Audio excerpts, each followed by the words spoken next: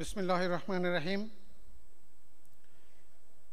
স্বাধীন বাংলাদেশের সার্থক রূপকার, হাজার বছরের শ্রেষ্ঠ বাঙালি, জাতির জনক বঙ্গবন্ধু শেখ মুজিবুর রহমানের জন্মবার্ষিকী ও জাতীয় শিশু দিবস 2024 উপলক্ষে রাওয়া কর্তৃক আয়োজিত আজকের এ আলোচনা সভায় রাওয়ার ইসির সম্মানিত ভারপ্রাপ্ত chairman Brigadier General Shams Mohammad Alauddin NDC অবসরপ্রাপ্ত ও সকল সদস্যবৃন্দ, রাওয়ার সম্মানিত সদস্যগণ, ভদ্রমহিলা ও মহোদয়গণ, আসসালামু আলাইকুম। শুভ অপরাহ্ন। রাওয়া নির্বাহীর সম্মানিত ভারপ্রাপ্ত চেয়ারম্যান এবং সকল সদস্যদের পক্ষ থেকে আমি সেক্রেটারি জেনারেল আপনাদের সকলকে আজকের এই অনুষ্ঠানে স্বাগত জানাচ্ছি এবং আজকের এই অনুষ্ঠানে আপনাদের সদয় উপস্থিতির জন্য ধন্যবাদ জ্ঞাপন করছি। আজকের অনুষ্ঠানটি আমরা দুটি পর্বে সাজিয়েছি। প্রথম পর্বে বঙ্গবন্ধুর জীবনীর উপর আলোকপাত করবেন আমাদের তিনজন আলোচক। দ্বিতীয় পর্বে কেক কাটা, দোয়া এবং ইফতার প্যাকেট বিতরণ।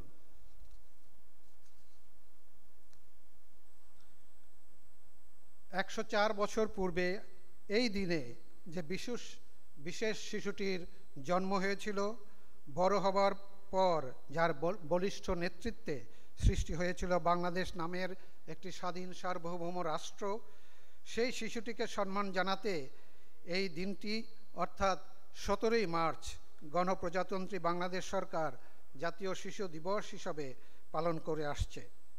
এই শুভ দিনে আমি জাতির পিতা বঙ্গবন্ধু শেখ মুজিবুর রহমানকে শ্রদ্ধার সাথে স্মরণ করছি এবং তার রুহের মাগফিরাত কামনা করছি। 3রা চৈত্র 1327 বঙ্গাব্দের কথা। ব্রিটিশ ভারতের বেঙ্গল প্রেসিডেন্সির অন্তর্ভুক্ত ফরিদপুর জেলার গোপালগঞ্জ মহকুমার পাটগাতি ইউনিয়নের বাইগার নদীর তীরবর্তী নিভৃত এক চরাঞ্চল টুঙ্গিপাড়া গ্রাম। না ছিল ডাক্তার হেকিম, না ছিল বিদ্যুৎ, না ছিল রাস্তাঘাট। এ গ্রামের সম্ভ্রান্ত বাসিন্দা এবং স্ত্রী, এই গ্রামেরই সম্ভ্রান্ত বাসিন্দা শেখ লুৎফর রহমান, তার স্ত্রী আজ সন্তান সম্ভবা। ইতিপূর্বে তাদের সংসারে পরপর 2টি মেয়ে সন্তান জন্মেছে। তৃতীয় সন্তান নিয়ে তাই আত্মীয় স্বজনরা সবাই একটু উদ্বিগ্ন। তখন তো এখনকার মতো এত আলট্রাসোনোগ্রাম বা কোনো প্রযুক্তি, আধুনিক প্রযুক্তি ছিল না, যাতে পেটের সন্তানদের ছেলে হবে কি মেয়ে হবে সেটা জানার উপায়ও ছিল না। সুতরাং গ্রামের অশিক্ষিত ধাইমাদের উপরেই সব কিছু নির্ভর করত। সায়রা খাতুনের ভয় ছিল যদি আবার একটা মেয়ে সন্তান হয়, মনে মনে তাই সৃষ্টিকর্তাকে ডাকতে থাকতেন। কিন্তু লুৎফর রহমান এ ব্যাপারে প্রায় নির্লিপ্ত। তিনি বলেন, 2টো বেহেশত পেয়েছি ইতিপূর্বে, আর একটা হলে তো আলহামদুলিল্লাহ ভালোই হয়। আল্লাহ যা দেবেন সেটাই আমাদের জন্য কল্যাণকর। হারিকেনের মৃদু আলোতে গ্রামের ধাইমা আর আত্মীয়রা মিলে বাচ্চা প্রসবের সব আয়োজনই করে ফেলেছিল। রাত 8টার দিকে যখন ধাইমার আওয়াজ এলো, পোলা হইছে পোলা হইছে, তখন সবার মনে আনন্দের চিৎকার শুরু হয়ে যায়। তৃতীয় সন্তান যখন একটা ছেলে, অনেকের এটা আশা থাকে। এত কষ্টের পরেও সায়রা খাতুনের মনের আনন্দের ঢেউ বয়ে যায়। শেখ লুৎফর রহমান সহ পরিবারের সবাইকে মহান আল্লাহ তাআলার কাছে শুকরিয়া আদায় করতে দেখা যায়। সবাই মনে মনে বললেন, পরকালের বেহেশত তো আগেই পেয়েছি, এবার পেলাম পৃথিবী। পরিবারের সকলের আনন্দ আরও দ্বিগুণ হয়ে যায়। 2 মেয়ের পরে এক ছেলে। পাশের মসজিদ থেকে মুয়াজ্জিনকে ডেকে এনে আজান শুনিয়েছেন এবং সেই আজানের অর্থই হলো যে আজ শেখ লুৎফর রহমানের পরিবারে আরও একটি সন্তান, ছেলে সন্তানের জন্ম হয়েছে। এই সেই শিশু সন্তান যিনি পরবর্তীতে বাংলাদেশ নামের একটা দেশের স্বাধীন স্বাধীনতার প্রতীক রূপকার, যিনি তৎকালীন পূর্ব পাকিস্তানে নিপীড়িত মানুষের অধিকার ফিরিয়ে আনতে অগণিতবার জেল জুলুম অত্যাচার সহ্য করেছেন, যার হাত ধরে আমরা পেয়েছি লাল সবুজ খচিত পতাকা। তিনি আমাদের হাজার বছরের শ্রেষ্ঠ বাঙালি, জাতির জনক বঙ্গবন্ধু শেখ মুজিবুর রহমান। কেউ যদি প্রশ্ন করে একজন আদর্শ নেতা কি কি গুণাবলী থাকা উচিত, তাহলে তার উত্তর হলো বঙ্গবন্ধুর জীবনী পড়ুন, সব উত্তর পেয়ে যাবেন। তিনি এমন একজন নেতা ছিলেন যার রীতি ছিল কঠোর পরিশ্রম। অক্লান্তভাবে যিনি জেলায় জেলায় মহকুমায় মহকুমায় ঘুরে বেরিয়েছেন, গ্রাম থেকে গ্রামান্তরে মাঠের পর মাঠ হেঁটে মানুষের সঙ্গে মিশেছেন, মানুষের সংগঠিত করেছেন, তাদের সাথে ডাল ভাত লবণ চা ভাগ করে খেয়েছেন, মনে মনে তাদের নাম মুখস্থ করে রেখেছেন, তাদের সঙ্গে মসজিদে নামাজ আদায় করেছেন, ফসলের মাঠে প্রখর রোদে ঘর্মাক্ত হয়েছেন, বন্যা দুর্গত এলাকায় গিয়ে দুর্গতদের পাশে দাঁড়িয়েছেন, কেউ মারা গেলে শেষকৃত্য অনুষ্ঠানে কেঁদেছেন এবং কুলখানিতে উপস্থিত থেকেছেন। এই সেই মহান নেতা অন্যের আবেগ অনুভূতির সঙ্গে একান্ত হতেন আন্তরিকতার সাথে, আচরণ করতেন সহানুভূতির সাথে এবং হাত বাড়িয়ে স্পর্শ করতেন জনগণের ঘর্মাক্ত ধুলামলিন হাত। বিশাল ব্যক্তিত্বের অধিকারী, তুখোর বক্তা এই নেতা হাজার বছরের শ্রেষ্ঠ বাঙালি।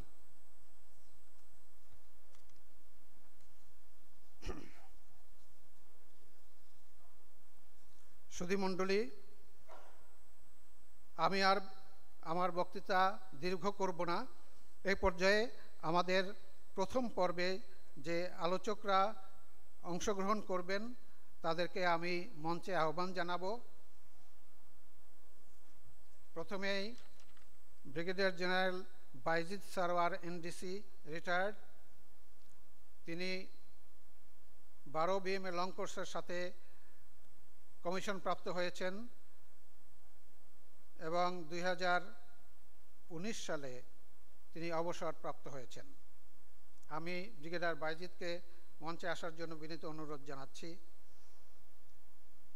দ্বিতীয় বক্তা আমাদের সাবেক চেয়ারম্যান রাওয়া, Major General Alauddin MA Wadud, Bir Protik NDC, CGSC, PSC, MDS, PDMC, MBA, retired, ex infantry, Royal Military Academy Sandhurst থেকে কমিশন প্রাপ্ত, 2008 সালে স্যার রিটায়ার করেছেন। আমাদের তৃতীয় বক্তা Major general Fazlur Rahman Al Mamun, PSC, PTSC, 12 PMA long course. তিনি 1981 সালে অবসরে গমন করেন। তিনি আমাদের প্রথম ENC, আমাদের আর্মির প্রথম ENC, এবং তিনি একসময় chairman Bangladesh steel mill corporation ছিলেন। তিনি মিনিস্ট্রি অফ ওয়ার্কসের সচিবও ছিলেন।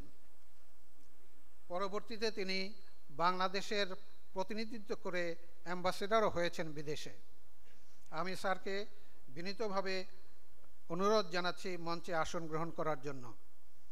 সর্বশেষে আমাদের মঞ্চে আসন গ্রহণ করার জন্য আহ্বান জানাচ্ছি আমাদের রাওয়ার ভারপ্রাপ্ত chairman Brigadier General Shams Mohammad আলাউদ্দিনকে।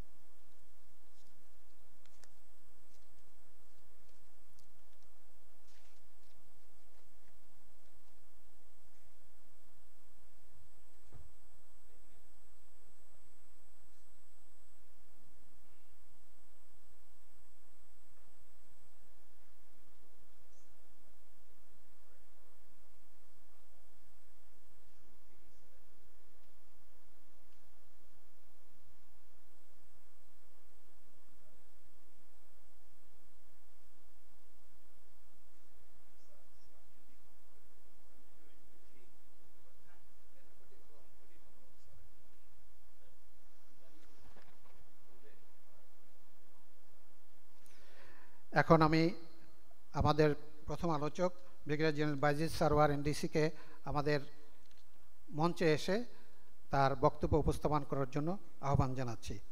সুধীমণ্ডলী, brigadier Bayezid.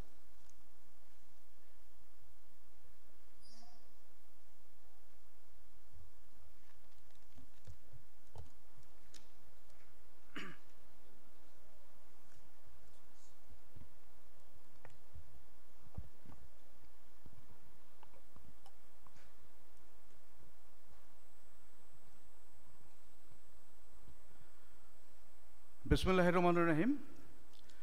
সম্মানিত rava chairman Brigadier General Shams Alauddin Ahmed,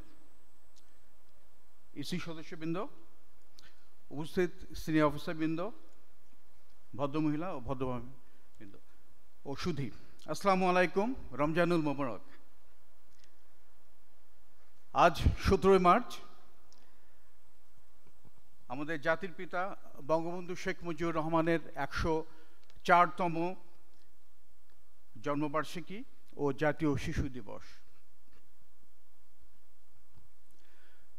1920 সালের এই দিনে আমাদের জাতির পিতা বঙ্গবন্ধু শেখ মুজিব টুঙ্গিপাড়ায় জন্মগ্রহণ করেছিলেন। বক্তৃতার শুরুতে আমি তার প্রতি শ্রদ্ধা জানিয়ে আমার উপস্থাপনা শুরু করছি এবং একই সঙ্গে আমি রাওয়া কর্তৃপক্ষকে আমাকে এখানে কিছু বলার জন্য ব্যবস্থা করা আমি ধন্যবাদ জানাচ্ছি। আমি আশা করি 8 থেকে 10 মিনিট আমি কথা বলবো। প্রথম 5 মিনিট আমি বলবো বঙ্গবন্ধুর গুরুত্বপূর্ণ কিছু অবদান নিয়ে এবং পরবর্তী 5 মিনিট আমি সাম্প্রতিককালে বঙ্গবন্ধুর ব্যাপারে কিছু নতুন তথ্য এবং নতুন আলোচনা আমি আপনাদের জানাবো। সুধীবৃন্দ, একজন রাষ্ট্রনায়ক বা একজন রাজনীতিবিদকে মূল্যায়নের জন্য একটা সময়ের প্রয়োজন। বঙ্গবন্ধু প্রায় 50 বছর আগে আমাদের ছেড়ে চলে গেছেন। একজন মানুষকে মূল্যায়নের জন্য 50 বছর খুব বড় কিছু সময় নয়। তবুও আমরা দেখছি যতই দিন যাচ্ছে বঙ্গবন্ধুর ভাবমূর্তি আমাদের কাছে এবং বিশ্বের বিভিন্ন ক্ষেত্রে উজ্জ্বল হয়ে উঠছে। এটা একটা খুব গুরুত্বপূর্ণ একটা বিষয়।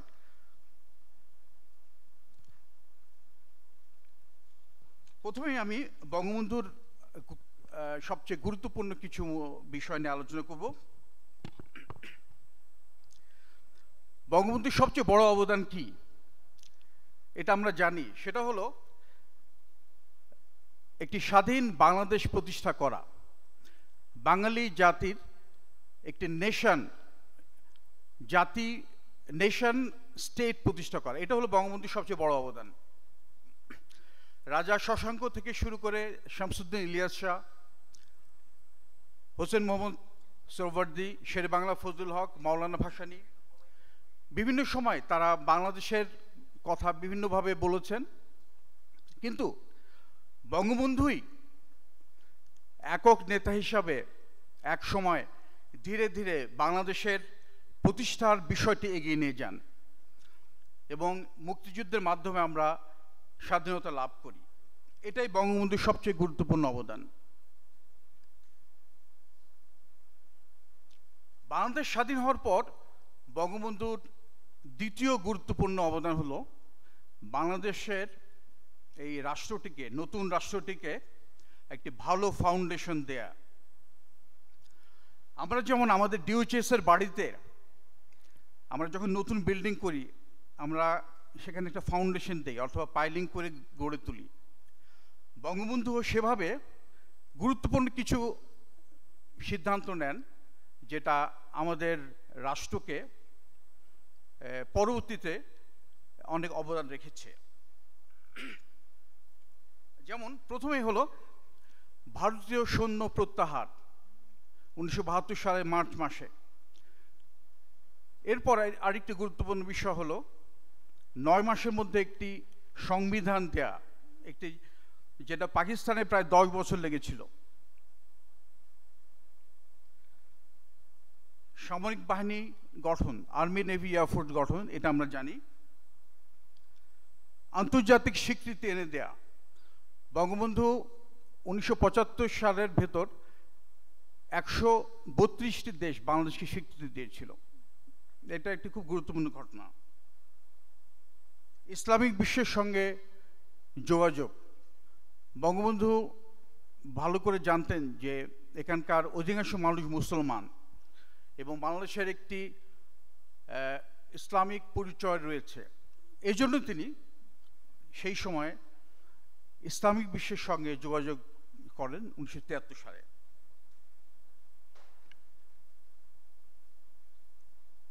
এরপর একটি গুরুত্বপূর্ণ বিষয় ছিল সীমান্ত সেটেলমেন্ট, বর্ডার সেটেলমেন্ট। এই বিষয়টা খুব একটা আলোচনা হয় না, কিন্তু এটা কিন্তু উনি প্রথমে করেছিলেন এবং বিভিন্ন নদ নদীর যে পানির যে ব্যবস্থাপনা সেটা উনি শুরু করেছিলেন।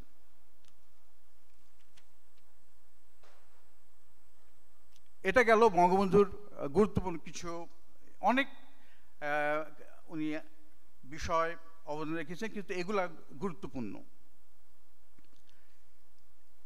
এবার বঙ্গবন্ধুর নতুন পরিচয়। বঙ্গবন্ধুর নতুন পরিচয় হলো তিনি একজন লেখক। অসমাপ্ত আত্মজীবনী, এরকম 3টি বই লিখেছেন বঙ্গবন্ধু। কারাগারের রোজনামচা, নয়া চীন, আমার দেখা নয়া চীন, এরকম 3টি বই, এবং 3টি বই আমরা অনেকে হয়তো পড়েছি এবং অত্যন্ত চমৎকার 3টি বই।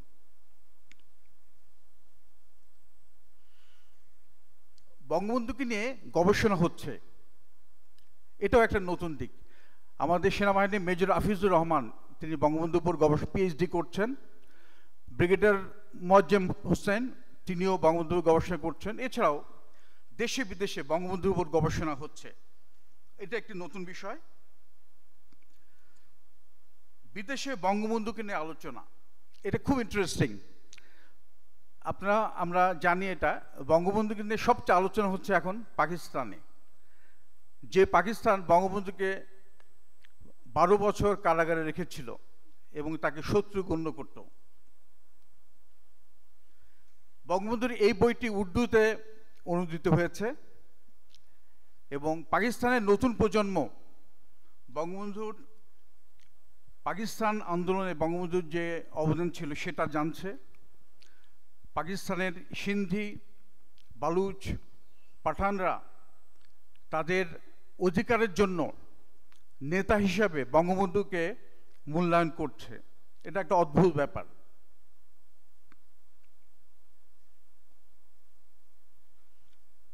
আপনারা জানেন যে পাকিস্তানে একটা ধর্মীয় উগ্র একটা পরিবেশ রয়েছে, কিন্তু সেখানে সেকুলার ডেমোক্রেসি বা গণতান্ত্রিক ব্যবস্থা এর ভিতরে কিভাবে হতে পারে, সেজন্য তারা বঙ্গবন্ধুকে আদর্শ হিসেবে মনে করছে। এবং সম্প্রতি একজন পাকিস্তানি লেখক লিখেছেন একটা আর্টিকেল, এটার নাম হলো উই মিসড মুজিব এক্সপ্রেস। 1971 সালে বঙ্গবন্ধুকে ক্ষমতায় না দিয়ে পাকিস্তানের যে ভুল করেছিল এটা তারা স্বীকার করছে এবং বঙ্গবন্ধুকে নতুনভাবে মূল্যায়ন করছে। রাজা আয়ার খান, তিনি বঙ্গবন্ধুর সঙ্গে লালপুর জেলে ছিলেন, তিনি একটি আর্টিকেল লিখেছেন এবং যেখানে বঙ্গবন্ধুকে মূল্যায়ন করেছেন। Diaries of Field Marshal Ayub Khan, এটা বেরিয়েছে এবং এখানেও আইয়ুব খান, যিনি বঙ্গবন্ধুকে আগরতলা মামলায়, ষড়যন্ত্র মামলায় শাস্তি দেওয়ার ব্যবস্থা করেছিলেন, তিনিও বঙ্গবন্ধুর মূল্যায়ন করেছেন।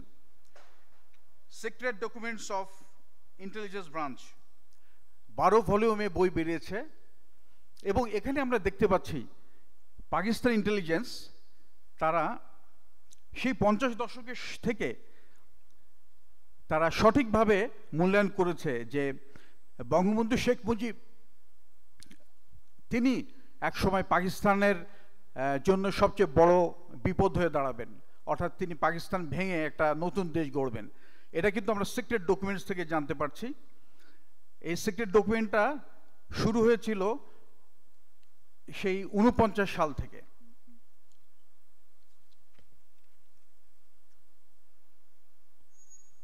জয়দেবপুর ষড়যন্ত্র, আমরা আগরতলা ষড়যন্ত্র সম্পর্কে জানি, কিন্তু সম্প্রতি একটা বিষয় আলোচনায় এসেছে, সেটা হলো জয়দেবপুর ষড়যন্ত্র। আপনারা জানেন যে জয়দেবপুরে 1971 সালে ওখানে সেকেন্ড ইস্ট বেঙ্গল ছিল, এবং পাকিস্তানিরা বঙ্গবন্ধুকে গ্রেফতার করার জন্য তাকে লায়লপুর জেলে বন্দি রাখে এবং একটা বিচার শুরু হয়। তখন পাকিস্তান ইন্টেলিজেন্স একটি ষড়যন্ত্র তৈরি করে, সেটা হলো জয়দেবপুর ষড়যন্ত্র। 3 জন অফিসারকে সাক্ষী করা হয়, Brigadier General M.R. Majumdar, Papa Tiger, Lieutenant Colonel Masudul Hossain Khan, CO second Bengal, এবং লেফটেন্যান্ট কর্নেল ইয়াসিন, ASC। 3 জনকে নির্মম অত্যাচারের ভিতর তাকে সাক্ষী করা হয়, এবং তারা সাক্ষী তাদের বলতে বাধ্য করা হয় যে বঙ্গবন্ধু সার্ভিং অফিসারদের নিয়ে জয়দেবপুরে একটা ষড়যন্ত্র করেন। এবং পরবর্তীতে এটা এখনো প্রকাশিত হয়নি, তবে মনে করা হয় যে এই বিচারে বঙ্গবন্ধুর ফাঁসি হয়েছিল, এবং সেটাকে জয়দেবপুর ষড়যন্ত্র বলা হচ্ছে। এটা একটা নতুন বিষয়। আমি বক্তৃতার শেষ পর্যায়ে চলে আসছি। বঙ্গবন্ধুর সাম্প্রতিক রিলেভেন্স, বঙ্গবন্ধু নিয়ে কেন আমরা এখনো আলোচনা করব? তিনি তো 50 বছর আগে মৃত্যুবরণ করেছেন। এই সময় 2টি বার্নিং ইস্যু আমাদের, একটা প্যালেস্টাইন ইস্যু, একটা রোহিঙ্গা বার্মা ইস্যু। গাজাতে শত শত মানুষ মৃত্যুবরণ করছে। এই গাজা বা প্যালেস্টাইনের বিরুদ্ধে বিষয়ে বঙ্গবন্ধু 1973 সালে একটা প্যালেস্টাইনদের পক্ষে উনি বক্তব্য দেন এবং তাদের সমর্থন করেন, এবং আরব ইসরায়েল যুদ্ধে 1973 সালে তিনি আর্মি মেডিকেল টিম পাঠান, যার প্রধান ছিলেন কর্নেল খুরশেদ আহমেদ, পরে ব্রিগেডিয়ার জেনারেল খুরশেদ আহমেদ। সেই সময় in the thick of cold war, আরব যেখানে বাংলাদেশকে অনেকে স্বীকৃতি দেয়নি, সেখানে একটি মেডিকেল টিম পাঠানো এত সহজ ছিল না, যেটা বঙ্গবন্ধু পাঠিয়েছিলেন। এবং শুধুমাত্র আপনারা জানেন, এটাই ছিল বাংলাদেশ সেনাবাহিনীর প্রথম ওভারসিজ ডিউটি, UN মিশন না, প্রথম ওভারসিজ ডিউটি 1973 সালে। এরপর আমাদের আরেকটি বার্নিং ইস্যু হলো আরাকান এবং বার্মা। আরাকান এবং বার্মার বিষয়ে বঙ্গবন্ধু, তখন বার্মা কিন্তু একটি বিশ্ব থেকে বিচ্ছিন্ন একটি দেশ ছিল, তখন তিনি বার্মার সাথে সম্পর্ক উন্নতি করেন। খাজা কায়সার ছিলেন আমাদের সবচেয়ে সিনিয়র ডিপ্লোম্যাট, বঙ্গবন্ধু তাকে বার্মাতে রাষ্ট্রদূত করে পাঠান, এবং কর্নেল নুরুল ইসলাম শিশু, পরবর্তীতে মেজর জেনারেল নুরুল ইসলাম শিশুকে DA হিসাবে উনি বার্মাতে পাঠান, এবং এই দুজনের ডিপ্লোম্যাটিক এফোর্টসে বার্মার সাথে একটা সুন্দর সম্পর্ক গড়ে ওঠে। এবং তখন বার্মা থেকে চীনের সঙ্গে সম্পর্ক তৈরি করার জন্য বঙ্গবন্ধু খাজা কায়সারকে আদেশ দিয়েছিলেন। যাই হোক, আমি শেষ একটি তথ্য দেব যে আমরা বঙ্গবন্ধু সম্পর্কে অনেকে ভারতের ব্যাপারে অনেক কথা বলে থাকি। 1974-এ ল্যান্ড বাউন্ডারি এগ্রিমেন্ট স্বাক্ষর হয় 1974-এ। তখন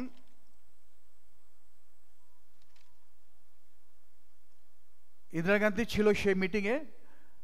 বঙ্গবন্ধু ইন্দিরা গান্ধীকে বলেন, ভারত একটি বিশাল দেশ, এখানে ওখান থেকে ভারত যদি আমাদের জন্য অতিরিক্ত জমি ছাড় দেয় তাহলে তাদের কিছু আসে যায় না। অর্থাৎ বঙ্গবন্ধু ইন্দিরা গান্ধীর কাছ থেকে আরও জমি ভূখণ্ড চান। বঙ্গবন্ধু যখন এই আহ্বান জানান, তখন পুরা হল রুমে নিস্তব্ধ হয়ে যায় এবং সবাই অবাক হয়ে যায় বঙ্গবন্ধুর এই ধরনের এগ্রিমেন্ট, কথাবার্তা। যাই হোক, কিছুক্ষণ পর ইন্দিরা গান্ধী বিষয়টি বুঝতে পারেন এবং তিনি নতুন পয়েন্টে চলে যান। যাকে এতেই বোঝা যায় যে বঙ্গবন্ধু বাংলাদেশের ব্যাপারে কতখানি সিরিয়াস ছিলেন। আরেকটি আমি শেষ তথ্য দেব, এটা জানেন আপনারা, তবু বলছি। বাংলাদেশ সেনাবাহিনীতে ডিএসও নামে একটি প্রতিষ্ঠান ছিল, ডিফেন্স সায়েন্স অর্গানাইজেশন, ডিএসও। এটা গবেষণা প্রতিষ্ঠান। এটি সেনাবাহিনীর বা সামরিক বাহিনীর জন্য বিভিন্ন জিনিস তৈরি করত। দুঃখজনকভাবে সেটি পরবর্তীতে বন্ধ হয়ে যায়। ডিএসওর প্রধান ছিলেন 74 সালে লেফটেন্যান্ট কর্নেল খালেদ। তিনি পরবর্তীতে আমার প্রিন্সিপাল ছিলেন রাজশাহী ক্যাডেট কলেজে। স্যার আমাকে ঘটনাটি বলেন, বঙ্গবন্ধু 1974 সালে বিদেশ থেকে যখন আসেন, এসে জেনারেল শফিউল্লাহকে ডেকে বলেন, আমি বিদেশে কমব্যাট ইউনিফর্ম দেখেছি, তোমরা খাকি পরো কেন, তোমরা কমব্যাট ইউনিফর্ম চালু করো। বঙ্গবন্ধু তখন জেনারেল শফিউল্লাহ ডিএসও এই প্রতিষ্ঠানকে দায়িত্ব দেন। তখন ডিএসও একটি টেক্সটাইল মিল থেকে একটি কমব্যাট প্রিন্ট দেয়, একটা খাকির উপরে একটা কমব্যাট প্রিন্ট, এবং এটা 46-এর ব্রিগেডের একটি ইউনিটকে পড়ানো হয়, একটি প্লাটুনকে পড়ানো হয়, এবং গণভবনে নিয়ে যাওয়া হয়। বঙ্গবন্ধু এই প্লাটুনকে কমব্যাট পরা অবস্থা দেখে খুব খুশি হন। তিনি কর্নেল খালেদকে বলেন, খালেদ তুই কি চাস? কর্নেল খালেদ বলেন, বঙ্গবন্ধু আমি চাই আপনি এটা অ্যাপ্রুভ করেন। বঙ্গবন্ধু এটা অ্যাপ্রুভ করেন, এবং পরবর্তীতে এই কমব্যাটটা 74 চালু হয়নি, বাট পরবর্তীতে আমরা জানি এটা 78 বা 79-র দিকে চালু হয়। কারণ আমরা জানি যে সেনাবাহিনীতে কিন্তু একটা জিনিস একটা ট্রায়াল অ্যান্ড এররের মাধ্যমে হয়। এভাবে কমব্যাটটা আমাদের সেনাবাহিনীতে চালু হয়েছে, এবং এতে অনেকের অবদান আছে। যাই হোক, আমি বক্তৃতার শেষ পর্যায়ে চলে এসেছি। আমাদের বাংলাদেশ অনেক সমস্যার ভিতর এগিয়ে যাচ্ছে, অনেক চ্যালেঞ্জ আছে আমাদের ভিতর।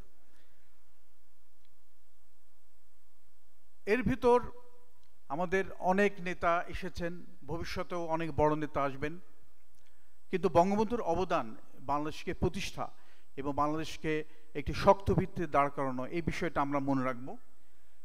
বঙ্গবন্ধুর সাহস, মানুষের প্রতি ভালোবাসা এবং আত্মত্যাগ, এই তিনটি বিশেষ গুণ আমরা আমাদের অনুপ্রেরণা যোগাবে। আমাদের সংকটে, আমাদের সম্ভাবনায় আমরা বঙ্গবন্ধুকে মনে রাখব, এবং এই বিশেষ দিনে আমি বঙ্গবন্ধু ও তার পরিবারের সকল পরিবারের রুহের মাগফিরাত কামনা করে বক্তব্য শেষ করছি। আল্লাহ বঙ্গবন্ধুকে বেহেশত নসিব করুক। আল্লাহ হাফেজ।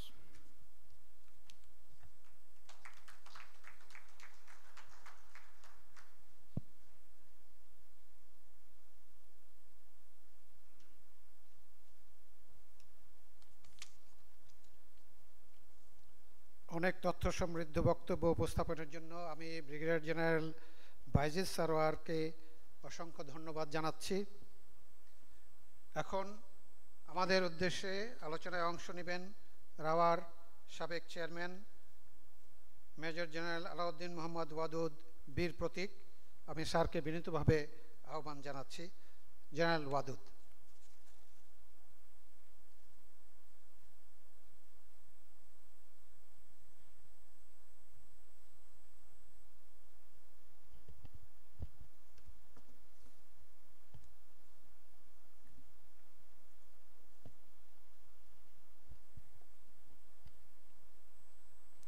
বিসমিল্লাহির রহমানির রহিম। জেনারেল মামুন, উপস্থিত রাওয়ার মেম্বারগণ এবং সুধীবৃন্দ, আসসালামু আলাইকুম। স্বাধীন বাংলাদেশের স্বপ্নদ্রষ্টা, বাংলাদেশের স্থপতি, সর্বকালের সর্বশ্রেষ্ঠ বাঙালি জাতির পিতার আজকে 104তম জন্মদিবসে আপনাদের সবাইকে জানাচ্ছি আন্তরিক মুজিবীয় শুভেচ্ছা এবং জ্ঞাপন করছি আমার গভীর শ্রদ্ধা। শ্রদ্ধা জানাই 15ই আগস্ট 1975 সালের সকল শহীদদের, মুক্তিযুদ্ধের 30 লক্ষ শহীদদের 2 লক্ষ নির্যাতিত মা বোনদের, যাদের আলটিমেট স্যাক্রিফাইসে এসে আমরা স্বাধীন দেশ পেয়েছি বাংলাদেশ।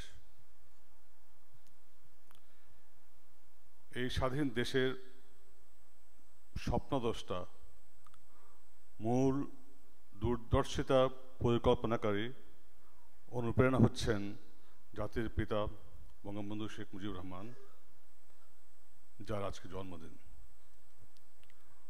ওনার জন্ম না হলে এই দেশ কখন স্বাধীন হতো এটা বলা খুব মুশকিল। আমি এটাই যুক্তি সহকারে বোঝাবার চেষ্টা করব। ওনার রাজনৈতিক জীবনের পর্যায়ক্রমে কিভাবে উনি দেশকে স্বাধীনতার দিকে নিয়ে গিয়েছেন, আমি সেই দিকটা একটু আলোকপাত করব। পরবর্তী পর্যায়ে ওনার নেতৃত্ব কিছু গুণাবলী আমি আপনার সামনে তুলে ধরব। চেষ্টা করব আমার আগের যে বক্তব্য যা বলেছেন তা যেন রিপিটেশন না হয়, আমি সেগুলো বাদ দেওয়ার চেষ্টা করব। আজ থেকে প্রায় 250 বছর আগে শেখ বুরহানুদ্দিন গোপালগঞ্জে বসতি স্থাপন করেছিলেন। আমি একটু ফ্যামিলি ব্যাকগ্রাউন্ড বলবো, কারণ অনেকেই একটু টন্টিংলি বঙ্গবন্ধুর পরিবার নিয়েও কিন্তু খোঁটা মারে। আমি একটু বলতে চাই যে ওনার পরিবারের ব্যাকগ্রাউন্ডটা কেমন। শেখ বুরহানুদ্দিন মিডল ইস্ট থেকে এসেছিলেন, সম্ভবত ইয়ামেন থেকে, এবং পরবর্তী পর্যায়ে ডাউন দ্য লেন 3-4 প্রজন্মের পরে শেখ লুৎফুর রহমানের ঘরে বঙ্গবন্ধুর জন্মগ্রহণ করেন টঙ্গিপাড়ায় 17 মার্চ। তিনি বাল্যকাল থেকেই ছিলেন খুবই নির্ভীক, অমিত সাহসী এবং মানবদ্রোহী। তার স্মৃতিশক্তি ছিল প্রখর এবং দূরদৃষ্টি সম্পন্ন ছিলেন উনি, এবং উনার জীবনের মূল লক্ষ্য উনি যেটা বলে গেছেন যে একটা মানুষ যখন পৃথিবীতে জন্মায় তার একটা উদ্দেশ্য থাকা উচিত, সে কেন জন্মালো, দি পারপাস অফ সার্ভাইভাল কেন। উনি বলছিলেন যে মানবতার সেবা, বিশেষ করে বাঙালিদের অর্থনৈতিক স্বাধীনতা, পলিটিক্যাল স্বাধীনতা এনে দেওয়া, এটি হচ্ছে ওনার মূল লক্ষ্য। তিনি বেসিক্যালি কলকাতার ইসলামিয়া কলেজ থেকে ওনার ছাত্র জীবনের রাজনীতি শুরু হয় সত্যিকার অর্থে, কিন্তু স্কুল জীবনেও উনি বিভিন্ন সামাজিক কর্মকাণ্ডে, রাজনৈতিক কর্মকাণ্ডে জড়িত ছিলেন। ছাত্র জীবন থেকেই উনি রাজনীতি জড়িত ছিলেন অবশ্যই, কিন্তু উনি ব্রিটিশ বিরোধী আন্দোলনে জড়িত ছিলেন, পাকিস্তান স্বাধীনতা আন্দোলনে জড়িত ছিলেন, এবং পরবর্তী পর্যায়ে আমরা দেখেছি কিভাবে আমাদের স্বাধীনতার উনি রূপকার হয়েছেন। আমি একটা কথা বলতে চাই যে অবিভক্ত বাংলায় 3 জন বঙ্গদেশীয় ব্যক্তি প্রধানমন্ত্রী বা মুখ্যমন্ত্রী ছিলেন। একে বাংলা ফজলুল হক, শের বাংলা ফজলুল হক,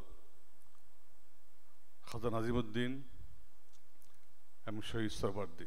শহীদ সোহরাওয়ার্দী ছিলেন বঙ্গবন্ধুর রাজনৈতিক গুরু। এনারা কেউ কিন্তু বাঙালিকে স্বাধীনতার স্বপ্ন দেখাতে পারেনি।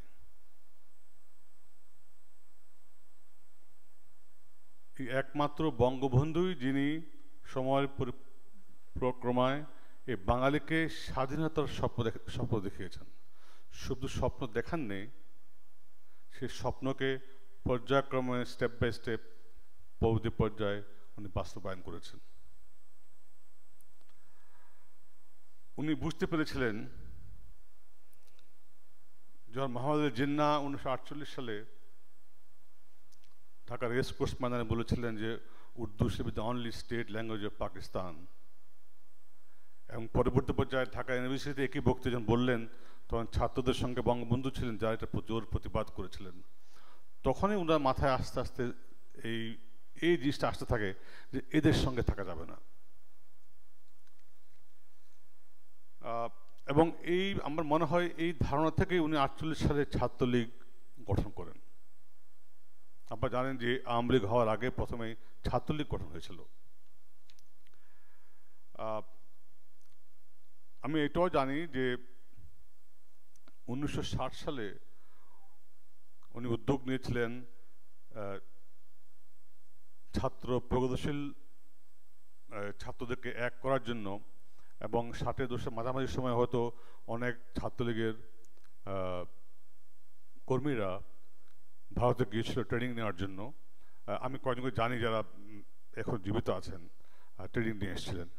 তার মানে ওনার একটা পরিকল্পনা ছিল, ওনার বাস্তবায়নে একদিক থেকে পলিটিক্যাল মুভমেন্ট হবে, আর গ্র্যাজুয়ালি উনি আর্মড স্ট্রাগলের দিকে উনি যাচ্ছিলেন।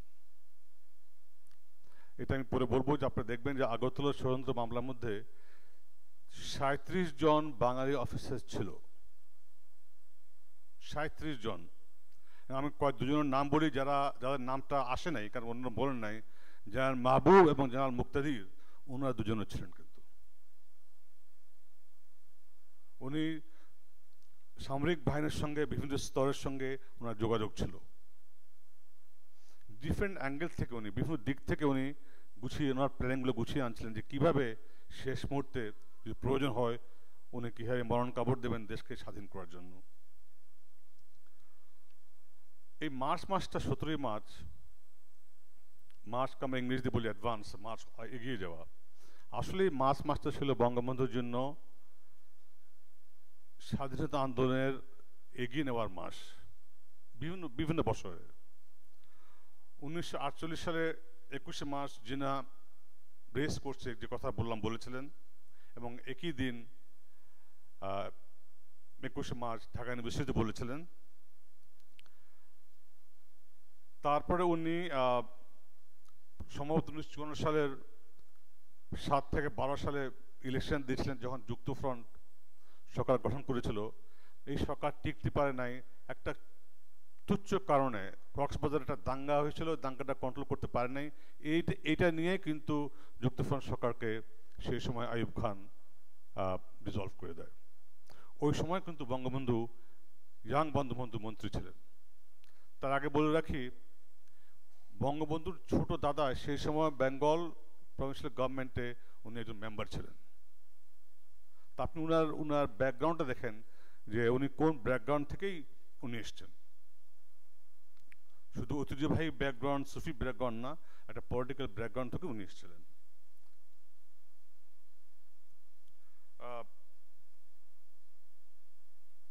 এবং সম্ভবত 1949 সালের দিকে বঙ্গবন্ধুর নেতৃত্বেই গঠন হয় রাষ্ট্রভাষা সংগ্রাম পরিষদ। এগুলো আজকাল মহিউদ্দিন আহমেদ একজন লেখক, বই লিখেছেন, ওনার লেখাতে ওই জিনিসগুলো পাওয়া যায়। এবং বাংলা ভাষার দাবিতে প্রথম ধর্মঘট যখন হয়, উনি তখন প্রথম ধর্মঘটেই উনি বন্দী হয়েছিলেন। 1957 সালের 18ই মার্চ স্বায়ত্তশাসন জন্য আন্দোলন হয়েছিল, এবং এই আন্দোলনে আওয়ামী লীগ, তৎকালীন আওয়ামী লীগ যখন মৌলানা ভাসানী যখন ছিলেন সভাপতি, এটা একমত ছিল না। তখন বঙ্গবন্ধু আওয়ামী লীগ থেকে পদত্যাগ করেন। পরবর্তী পর্যায়ে উনি অবশ্য আবার আওয়ামী লীগে আসেন। 1966 সালের 18ই মার্চে ঢাকায় 6ষ্ঠ কাউন্সিল অধিবেশনে প্রথম বাংলার মুক্তি সনদ 6 দফা উনি উত্থাপন করেন। এই 6 দফা উত্থাপনে, যারা 6 দফা রচিত করেছেন, এই বাংলাদেশের অনেক শিক্ষিত অনেক আমি বলবো এডুকেশনিস্ট জড়িত ছিলেন, যারা এটা হেল্প করেছিলেন 6 দফাটাকে গঠন করতে। এবং আমার মনে হয় 6 দফাই হচ্ছে ইতিহাসের টার্নিং পয়েন্ট, যখন এটা আস্তে আস্তে স্বাধীনতার দিকে রূপ নেয়। 1966-র 20শে মার্চ আইয়ুব খান ঘোষণা করলেন যে মুজিবের 6 দফাকে উনি বন্দুকের নল দিয়ে উনি দাবিয়ে দেবেন। এবং 1967 সালে বঙ্গবন্ধুর নেতৃত্বে উনার নির্দেশে গঠিত হয় ছাত্র সংগ্রাম পরিষদ। প্রত্যেকটা অনুষ্ঠান কিন্তু আপনি দেখেন বিভিন্ন বছরে মার্চ মাসে কিন্তু হচ্ছিল সবকিছু কিন্তু। তাই বললাম যে মার্চ মাসটা হচ্ছে এগিয়ে যাওয়ার মাস। এবং 17 মার্চ 1968 সালে বঙ্গবন্ধু একবার ওনার জীবনকালে উনি ওনার জন্মদিবস পালন করেন, তখন উনি কারাগারে ছিলেন। ছাত্ররা 1968 সালে প্রথম ওনার জন্মদিবস পালন করে যখন কারাগারে। তারপর আনা হয় তার বিরুদ্ধে আগরতলা কনস্পিরেসি, মানে কনস্পিরেসি না, ওনার প্ল্যানই ছিল যে উনি সময় মতো আর্ম ডিভিশনে যাবেন।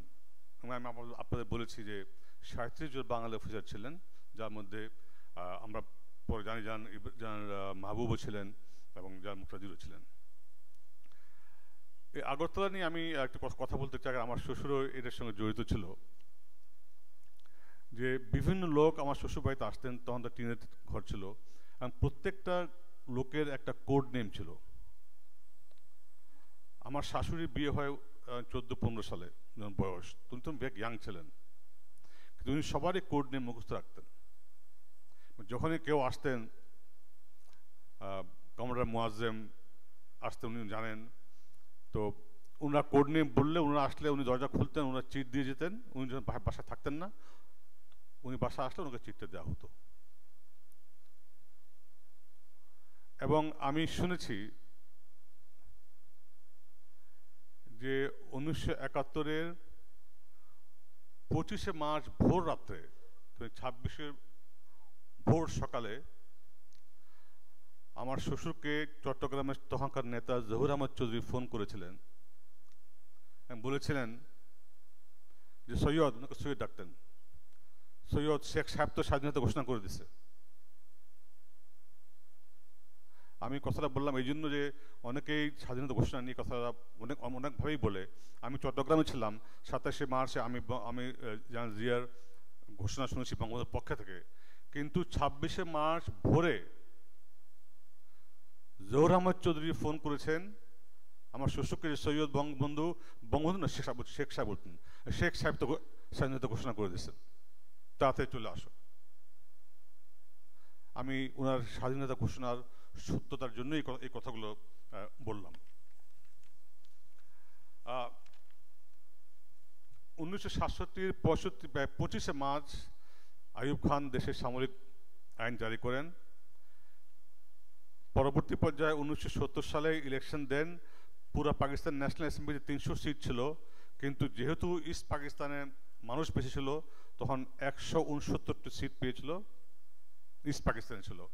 এই 70 ইলেকশনে আওয়ামী লীগ 169-এর মধ্যে 167টা সিটে জিতে সিঙ্গেল মেজরিটি পার্টি হয়েছিলেন এবং পাকিস্তানের প্রধানমন্ত্রী হওয়ার যোগ্যতা অর্জন করেছিলেন, কিন্তু তারা সেটা হতে দেননি। 3 মার্চে ন্যাশনাল অ্যাসেম্বলি ডাকলেন এবং 1 মার্চেই ন্যাশনাল অ্যাসেম্বলিটা ডাকাটা উনি স্থগিত করলেন ইয়াহিয়া খান। এবং তখনই 3 মার্চে বঙ্গবন্ধু প্রথম জাতীয় পতাকা উত্তোলন করেন পল্টন ময়দানে, এবং তখনই সেখানে গাওয়া হয় আমাদের আজকের জাতীয় সঙ্গীত, আমার সোনার বাংলা আমি তোমায় ভালোবাসি। এবং উনি বললেন পরবর্তী দেখা হবে 7ই মার্চে রেস করছে, আর 7ই মার্চে রেস করছে কি ইতিহাস করেছেন সেটা আমরা সবাই জানি। এবারের সংগ্রাম মুক্তির সংগ্রাম, এবারের সংগ্রাম স্বাধীনতার সংগ্রাম। শুধু এটা না, ওনার বক্তৃতায় উনি স্বাধীনতার সংগ্রামের আর মিলিটারি স্ট্র্যাটেজিটা কি হবে সেটার উনি ইঙ্গিত দিয়ে গিয়েছিলেন, তোমরা ঘরে ঘরে দুর্গ করে তোলো। সো উনি, আমি কথা বলছি যে উনি ছাত্র জীবন থেকেও গড়ে উঠছেন একজন পরিণত রাজনীতিবিদ হিসাবে। প্রত্যেক দিকে, প্রত্যেক ডিসিপ্লিনে ওনার জ্ঞান ছিল। উনি কেন বললেন তোমরা ঘরে ঘরে দুর্গ করে তুলবা, আমি দিতে নাও পারি, উনি সবই জানতেন কি হবে, কিন্তু ওনার একটা চিন্তা ছিল যে কখন উনি কি করবেন না করবেন, বেশ যুক্তিসঙ্গতই ছিল।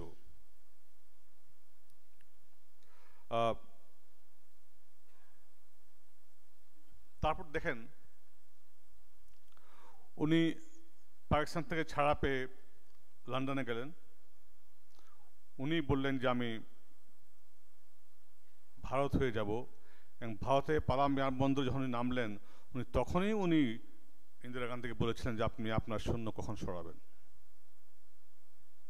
ইতিহাসে এমন কোনো নজির নেই আজ পর্যন্ত যে কোনো অকুপাইড ফোর্স বা কোনো ফোর্স একটা দেশে গিয়েছে এবং সঙ্গে সঙ্গে চলে এসছে। উনার পার্সোনালিটি এমন ছিল, সময়টা এমন ছিল যে মিসেস গান্ধী না করতে পারেন নাই বা সময় নিতে পারেন নাই উনি।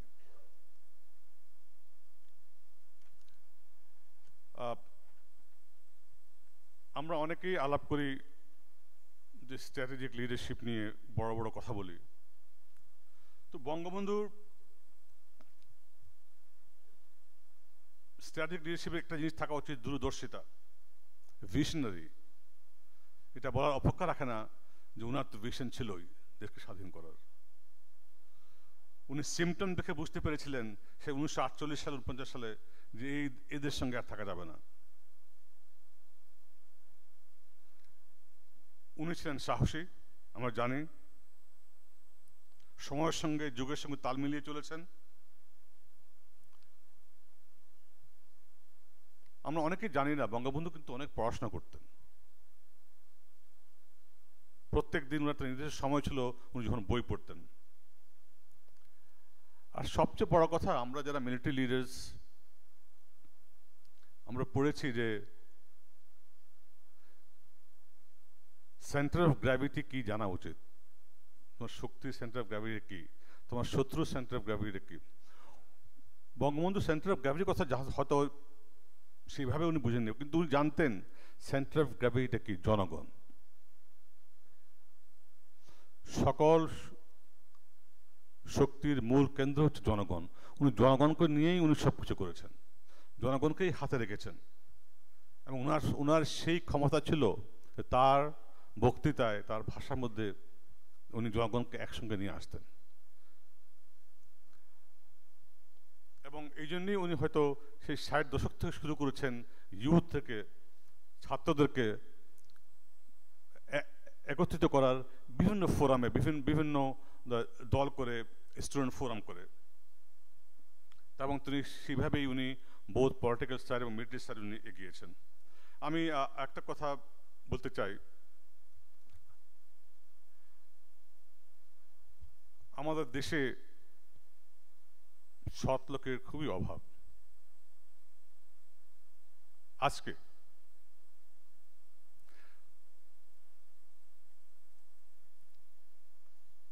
আমি বঙ্গবহির অসমাপ্ত আত্মজীবন থেকে একটা প্যারাগ্রাফ পড়ে শোনাতে চাই। বঙ্গবন্ধুর বাবা শেখ লুৎফুর রহমান যখন দেখলেন তার ছেলে পড়াশোনার দিকে মন খুব কম, রাজনীতিতে জড়িয়ে পড়ছেন, উনি বললেন উনাকে, আই কোট, বাবা রাজনীতি করো, আপত্তি করব না, পাকিস্তানের জন্য সংগ্রাম করছো, এ তো সুখের কথা, তবে লেখাপড়া করতে ভুলিও না।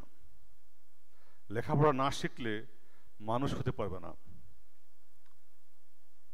আর একটা কথা মনে রেখো, sincerity of purpose and honesty of purpose যদি থাকে, জীবনে কখনো পরাজিত হবে না।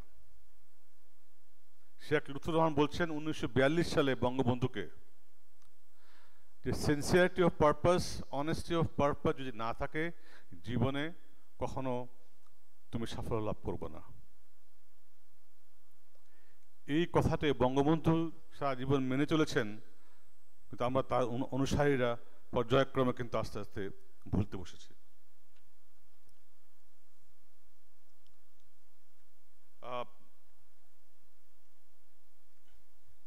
আমি সবসময় বলি যে 1971 যারা দেখেননি তারা স্বাধীনতা যুদ্ধ কি জিনিস ছিল এটা বোঝানো যাবে না। স্বাধীনতা যুদ্ধের সময় বঙ্গবন্ধু ছিলেন অনুপ্রেরণা। উনি জেলে ছিলেন পাকিস্তানে, কিন্তু উনার নামে পুরো যুদ্ধ হয়েছে। জয় বাংলা স্লোগান, জয় বাংলা, বাংলার জয় গানটা এখনো গাইলে আমার রক্ত গরম হয়ে ওঠে, আমি ইমোশনাল হয়ে যাই। এই যে আমি কথাটা বলছি, এটা অনেকে ভাবে যে কি বলে এটা, তো এই জন্য বললাম যে 71 যারা দেখেনি, 71 যারা যায়নি, তারা বুঝবে না এই জিনিসটা কি। কীভাবে প্রত্যেকটা ঘরে প্রত্যেকটা মানুষ বঙ্গবন্ধুর জন্য দোয়া করেছেন এবং তার নামেই অনুপ্রেরিত হয়েছেন।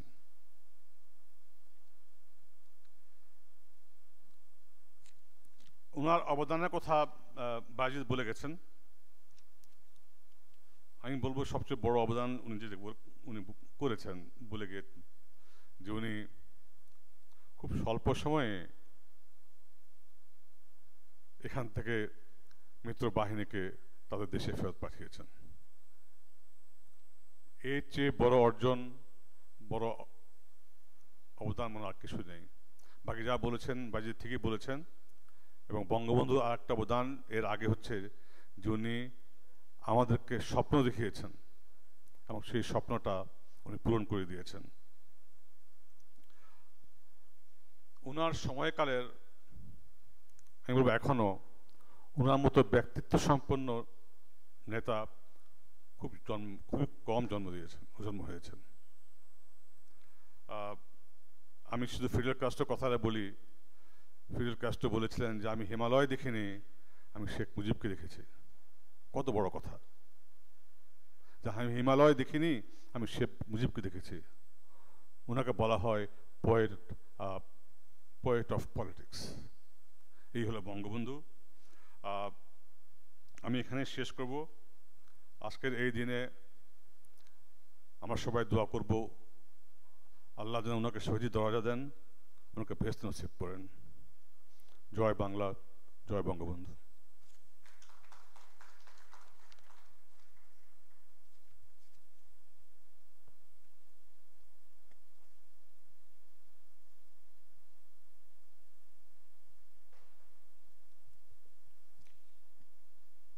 বিশ্লেষণমূলক মূল্যবান বক্তব্য উপস্থাপন করার জন্য major General Alauddin M A Wadud Bir প্রতীক স্যারকে অসংখ্য ধন্যবাদ জানাচ্ছি। এখন আমাদের মাঝে বক্তব্য রাখবেন বাংলাদেশ সেনাবাহিনীর প্রথম ইএনসি, সাবেক chairman Bangladesh steel mill corporation, সাবেক সেক্রেটারি মিনিস্ট্রি অফ ওয়ার্কস ও সাবেক রাষ্ট্রদূত major general Fazlur Rahman Al Mamun, PSC, PTSC, retired. আমি স্যারকে বিনীতভাবে আহ্বান জানাচ্ছি আমাদের উদ্দেশ্যে তার বক্তব্য উপস্থাপন করার জন্য।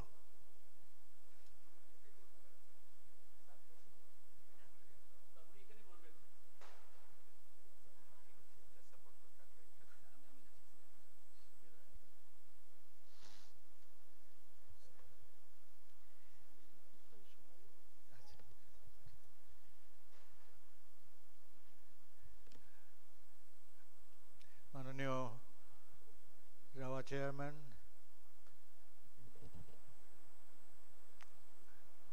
রাওয়া এক্সিকিউটিভ কমিটি মেম্বার্স,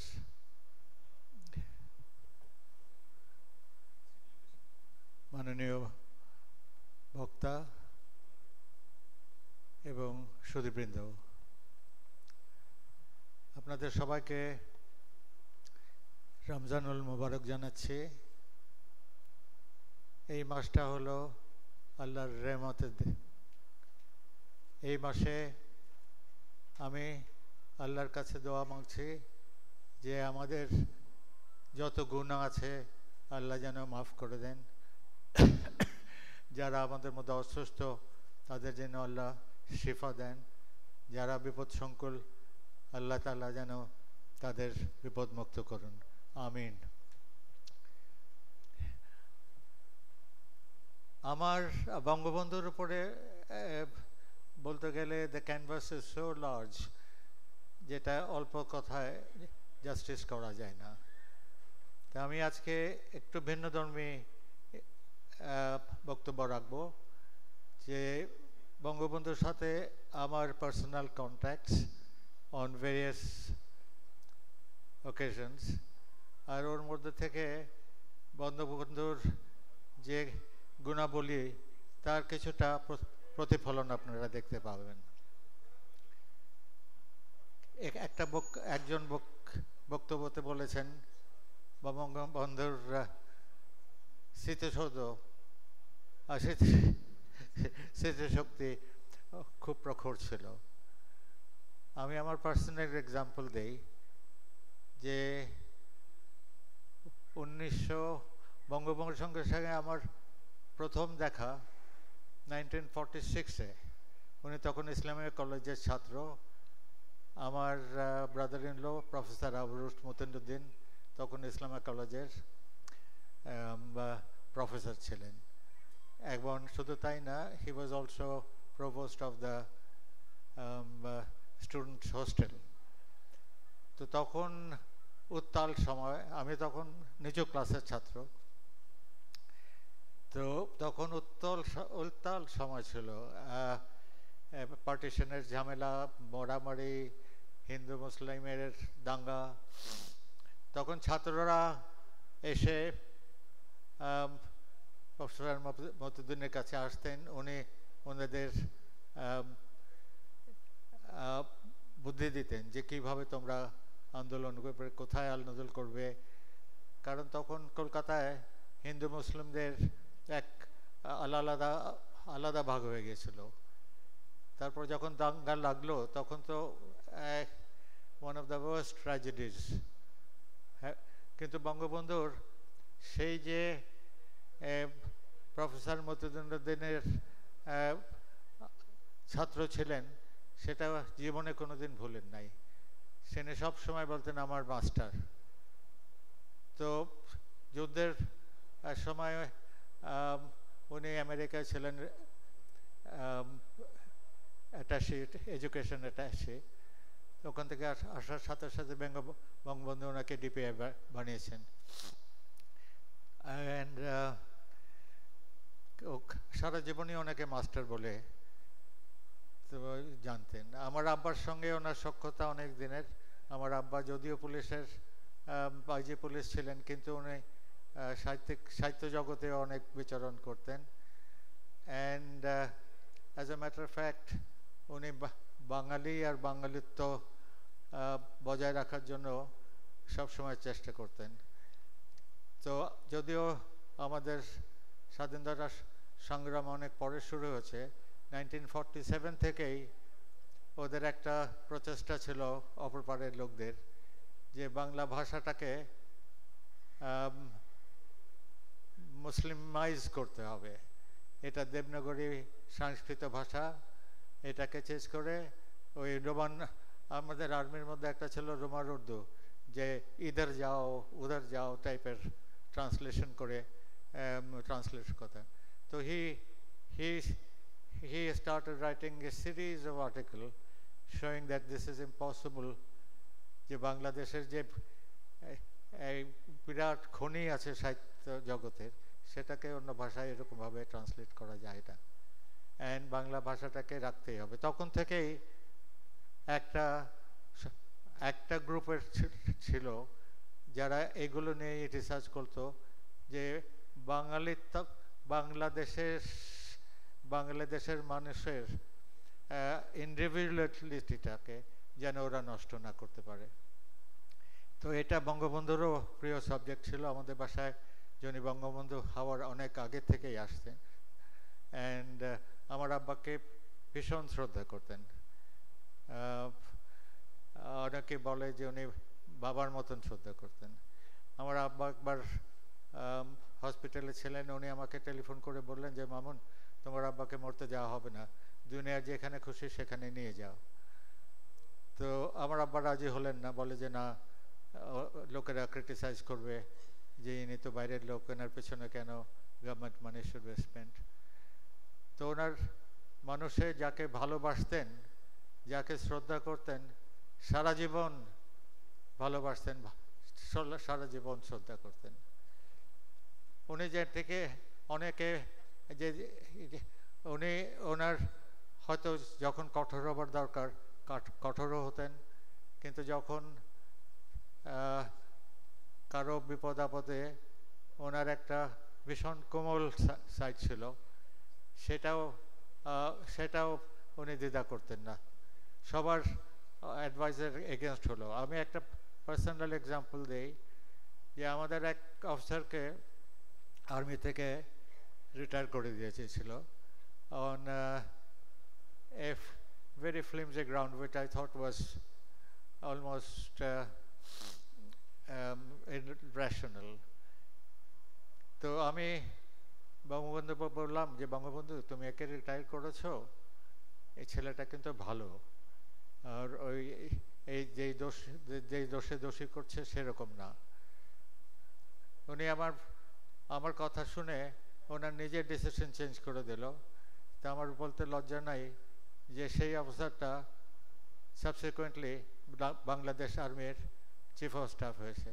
তো আমি দেখি যে যারা অনেক বড় মানুষ তাদের একটা ইনটিউশন থাকে, ওরা বুঝতে পারে যে এই ডিসিশনটা আমরা নিচ্ছি এটা কি ভালো ঠিক হবে কি না। তো ওনারও এরকম একটা ছিল, সিলেক্ট করতে পারতেন যে কার কথা শুনতে হবে, কাকে বাঁচাতে হবে। সেখানে ওনার কোমল দিকটা অনেকে জানে না। এরকম দৃষ্টান্ত আমি আরও দিতে পারি। আর ওনার মধ্যে যে প্রবল বাংলাদেশের উপরে যে বিরাট একটা প্রাইড ছিল, সেটার একটা এক্সাম্পল আমি দেই। যে একবার একটা বিরাট বম যশোর স্টেশনে ধরা পড়লো 75-এর দিকেই, আর ওইটা নিয়ে পুরো স্টেশন খালি হয়ে গেল।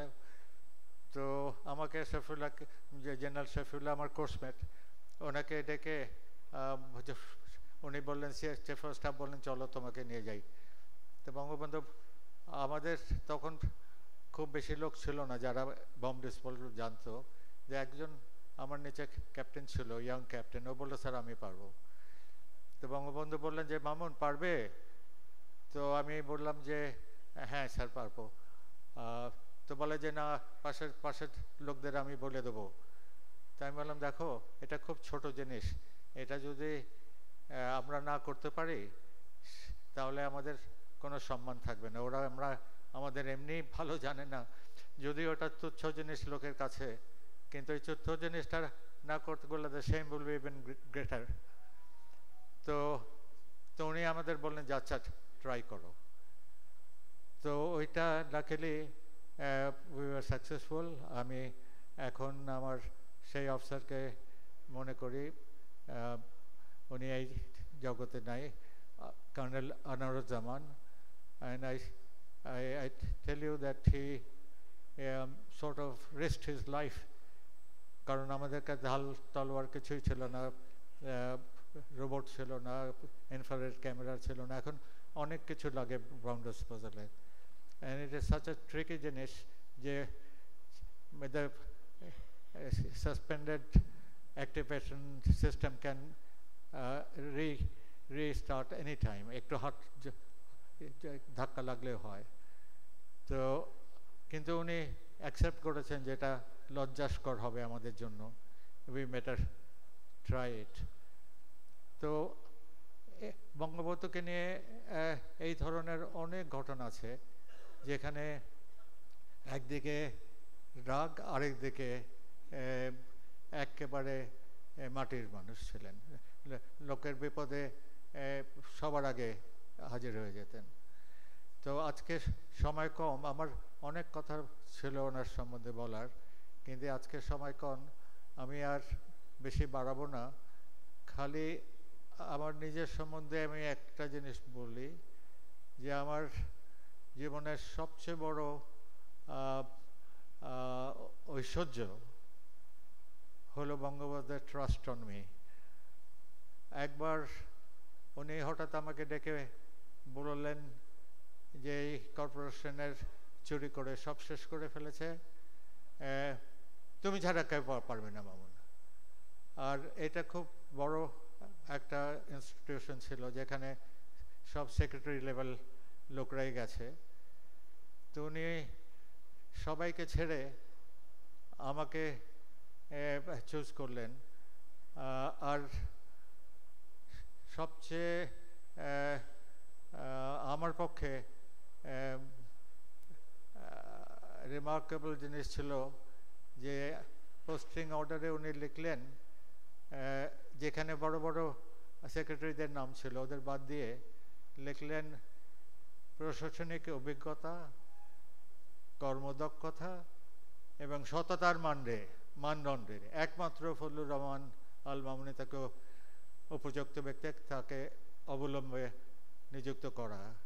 আমার জীবনের যদি কোনো ঐশ্বর্য থাকে সেটা হলো ওনার জাজমেন্ট অন মি। আমি আজ পর্যন্ত কাউকে এই কথা বলি নাই।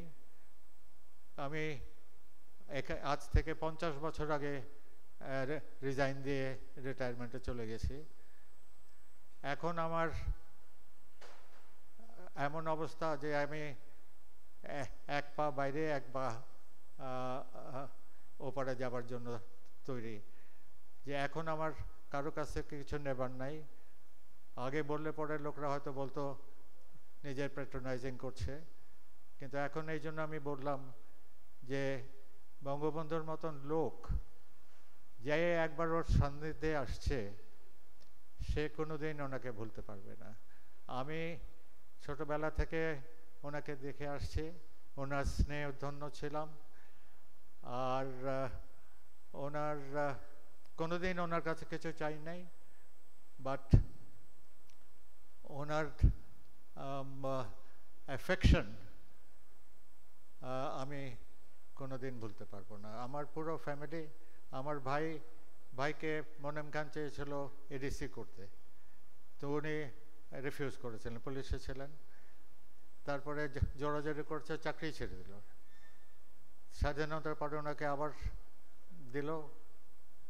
তারপর বন্ধুর ওনার ওপর এত খুশি ছিলেন যে জানো, আমার সামনের লোকদের বলতেন যে এর ভাই চাকরি ছেড়ে দিয়েছিল, he is my best police officer now. তো ওনার সান্নিধ্যে যারা আসছে তারা ভাগ্যবান। আমি নিজেকে ভাগ্যবান মনে করি।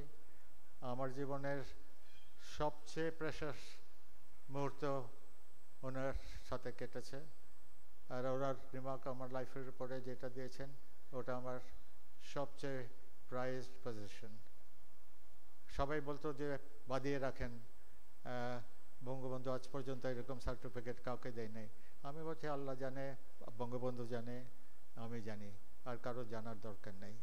আজকে বললাম এই জন্য যে আমারও যাবার সময় চলে আসছে, তা আমি এই বঙ্গবন্ধুর প্রতি আমার কৃতজ্ঞতা জানাবার জন্য এইসব বললাম। আপনাদের সবাইকে আমি ধন্যবাদ জানাচ্ছি। আর একবার সময় পেলে বঙ্গবন্ধুরা অনেক অ্যাসপেক্ট থেকে কথা বলতে পারবো, কারণ উনি একটা ক্যানভাস ইজ সো বিগ যে এক ইফতার পার্টিতে শেষ হবে না, অনেক অনেক দিন লাগবে। তো ওই দিকে আমি আর গেলাম না, আজকে এইসব দিয়ে শেষ করছি। আর I thank the chairman of রাওয়া যে আমাকে একটা সুযোগ দিয়েছেন, আমাকে ইনভাইট করেছেন, আমাকে একটা সুযোগ দিয়েছেন বলার জন্য। এই জন্য আমি ওনার প্রতি কৃতজ্ঞ, and thank you very much. আর আপনাদের সবাইকে ধন্যবাদ জানাই। আল্লাহর কাছে বলি যে আপনারা সবাই যেন সুস্থ থাকেন, ভালো থাকেন।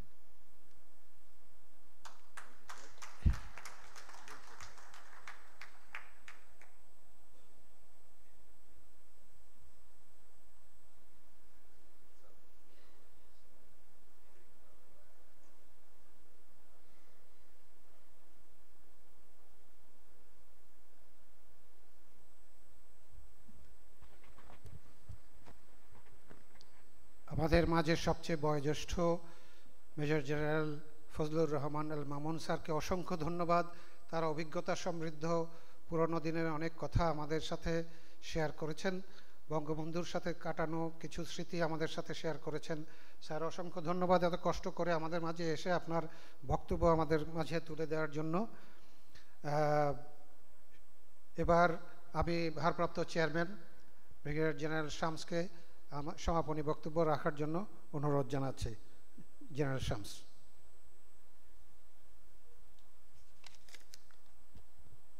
আসসালামু আলাইকুম। উপস্থিত সুধী, বিজ্ঞ আলোচকবৃন্দ, ইসি কমিটির সদস্যবৃন্দ, ভদ্রমহিলা ও ভদ্র মহোদয়গণ, আসসালামু আলাইকুম। বাঙালির জীবনে আজকের মতো একটা আনন্দের দিন খুব কমই, কিন্তু একইভাবে আমরা দুর্ভাগা জাতি যে আমাদের পিতাকে আমরা হারিয়েছি নির্মমভাবে। আনন্দ এবং বেদনা নিয়েই আমাদের এই দিন, তবে আনন্দের পরিমাণটাই বেশি। 1920 সালের 17ই মার্চ যেই পুরুষের বাচ্চাটির শিশুটির জন্ম হয়েছিল, তিনি পরবর্তীতে ক্ষণজন্মা মহামানব হিসাবে বাঙালির জীবনে আবির্ভূত হয়েছেন। তিনি বাংলাদেশের স্বাধীনতার রূপকার। তার নেতৃত্বেই এদেশের স্বাধীনতা অর্জিত হয়েছিল এবং অল্প সময়ের মধ্যে, মাত্র 3.5 বছর সময়ের মধ্যে তিনি অমিত এবং ব্যাপক উন্নয়ন এবং উদার ভিশনারি কাজকর্মগুলো করেছিলেন। পররাষ্ট্রনীতি, প্রতিরক্ষা নীতি, শিল্পনীতি, সব কিছুই। আমাদের দুর্ভাগ্য যে আমরা তাকে বেশি দিন পাইনি, তাহলে জাতি এবং এই দেশ উপকৃত হতো নিঃসন্দেহে। আমাদের বিদগ্ধ আলোচকবৃন্দ যে সমস্ত তথ্য উপাত্ত আমাদের সামনে তুলে ধরেছেন, আমরা অনেক কিছু জেনেছি। আমি সবাইকেই ধন্যবাদ জানাতে চাই এবং তাদের এই মূল্যবান অভিজ্ঞতাগুলো আমাদের সাথে শেয়ার করেছেন, আমরা উপকৃত হব। তো জাতির পিতার 104তম জন্মবার্ষিকী এবং জাতীয় শিশু দিবস আজকে আমরা পালন করছি। অনেক কিছু বলার ছিল, কিন্তু সময়ের স্বল্পতা জন্য আমি হয়তো বলতে পারছি না, এজন্য আমার একটা দুঃখবোধ রয়েই যাবে। তবে আমাদের জাতির পিতা আমাদেরকে যেই আদর্শ রেখে গেছেন, সেই আদর্শে যেন আমরা বলিয়ান হয়ে আমরা এই দেশকে ভালোবাসতে পারি, বাংলাদেশকে পৃথিবীর মানচিত্রে যেন একটি মাথা উঁচু জাতি হিসাবে প্রতিষ্ঠিত করতে পারি, সেই প্রত্যাশা আমরা করি। আমি যখন বসেছিলাম তখন জেনারেল ওয়াদুদ স্যার একটি অভিজ্ঞতা আমার সাথে শেয়ার করলেন, যেটা হয়তো উনি উল্লেখ করতে পারেননি। জুলাই 1975 সালে তিনি লেফটেন্যান্ট শেখ জামালের বাড়িতে, অর্থাৎ ধানমন্ডির 32 নম্বর বাড়িতে উনি গমন করেছিলেন। আলোচনার এক পর্যায়ে বঙ্গবন্ধুর সাথে তার দেখা হয়েছিল এবং একটা কথাই উনি 2 বার বলেছেন যে তোরা দেশকে ভালোবাসিস, তোরা সৈনিককে ভালোবাসিস, তোরা দেশকে ভালোবাসিস, তোরা সৈনিকদের ভালোবাসিস। একই কথা কিন্তু উনি যখন প্রথম বাংলাদেশ মিলিটারি একাডেমিতে বলেছিলেন যে শাসন করা তারই সাজে সোহাগ করে যে, আর তোমরা নিজেদেরকে কলোনিয়াল মাস্টার ভাববা না, এরা সবাই আমাদের ভাই বোন। সৈনিকদের সাথে আমাদের যে সম্পর্ক, সেটা কিন্তু তিনি বুঝতে পেরেছিলেন সেই 1974, 73, 75 সালেই। তো যাই হোক, আমি শুধু বিখ্যাত 2টি উক্তি আবার বলবো। অন্নদা শঙ্কর রায়ের, যতদিন রবে পদ্মা মেঘনা গৌরী যমুনা বহমান, ততদিন রবে কীর্তি তোমার শেখ মুজিবুর রহমান। দিকে দিকে আজ অশ্রু গঙ্গা রক্ত গঙ্গা বহমান, নাই নাই ভয় হবে হবে জয় জয় মুজিবুর রহমান। আর নির্মলেন্দু গুণের একটি বিখ্যাত কবিতা স্বাধীনতা শব্দটি আমাদের কি করে হলো, তার 2টি পংক্তি, 4টি পংক্তি আমি পড়ছি। 100 বছরের শত সংগ্রাম শেষে রবীন্দ্রনাথের মতো দৃপ্ত পায়ে হেঁটে অতঃপর কবি এসে জনতার মঞ্চে দাঁড়ালেন। তখন পলকে দারুণ ঝলকে তরিতে উঠিল জল, হৃদয়ে লাগিল দোলা, জনসমুদ্রে জাগিল জোয়ার। গণসূর্যের মঞ্চ কাঁপিয়ে কবি শোনালেন তার অমর কবিতা খানি। এবারের সংগ্রাম আমাদের মুক্তির সংগ্রাম, এবারের সংগ্রাম স্বাধীনতার সংগ্রাম। সেই থেকে স্বাধীনতা শব্দটি আমাদের। ধন্যবাদ।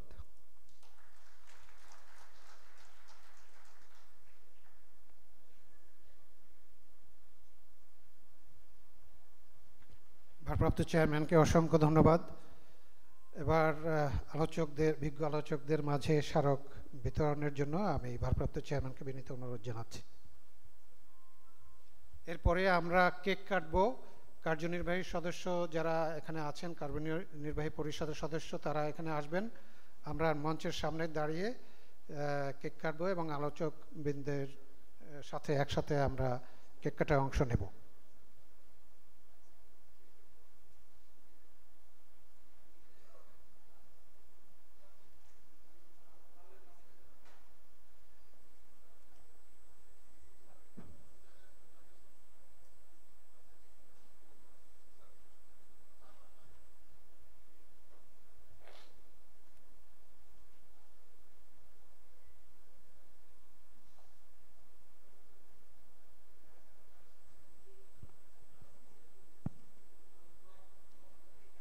আমি আজকের এই দিন উপলক্ষে যে বিশেষ কেক কাটার আয়োজন, এই কেক কাটায় অংশ নেওয়ার জন্য আমি আমাদের রাওয়া কার্যনির্বাহী পর্ষদের সম্মানিত vice chairman navy commodore Salauddin, vice chairman air commodore Shahnewaz sir সহ অন্যান্য যারা কার্যনির্বাহী পর্ষদের সদস্য আছেন তাদেরকে আমন্ত্রণ জানাচ্ছি এবং একই সাথে সামনে উপবিষ্ট জ্যেষ্ঠ সদস্যদের আমন্ত্রণ জানাচ্ছি আমাদের আজকের এই কেক কাটায় অংশগ্রহণ করার জন্য।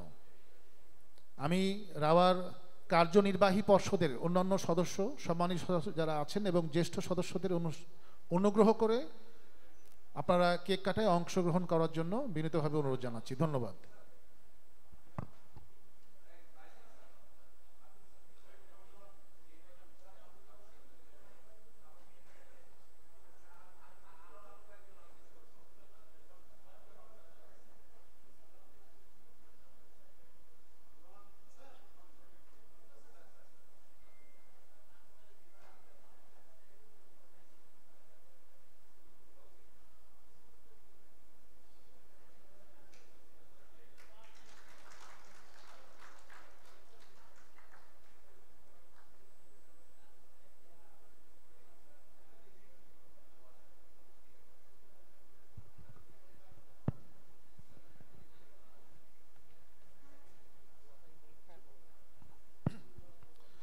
সম্মানিত সুধীবৃন্দ, এবারে আজকের এই বিশেষ দিন উপলক্ষে দোয়া পরিচালনার জন্য রাওয়া মসজিদের পেশ ইমাম মাওলানা ইমাম উদ্দিনকে বিনীতভাবে অনুরোধ জানাচ্ছি।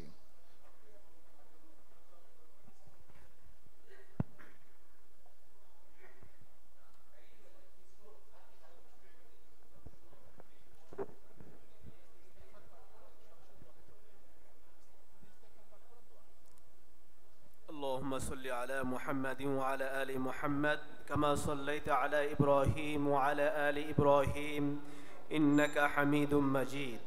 اللهم بارك على محمد وعلى آل محمد كما باركت على إبراهيم وعلى آل إبراهيم إنك حميد مجيد. الحمد لله رب العالمين. ربنا ظلمنا أنفسنا وإن لم تغفر لنا وترحمنا لنكونن من الخاسرين. رب ارحمهما كما ربياني صغيرا. ربنا تقبل منا إنك أنت السميع العليم وتب علينا إنك أنت التواب الرحيم.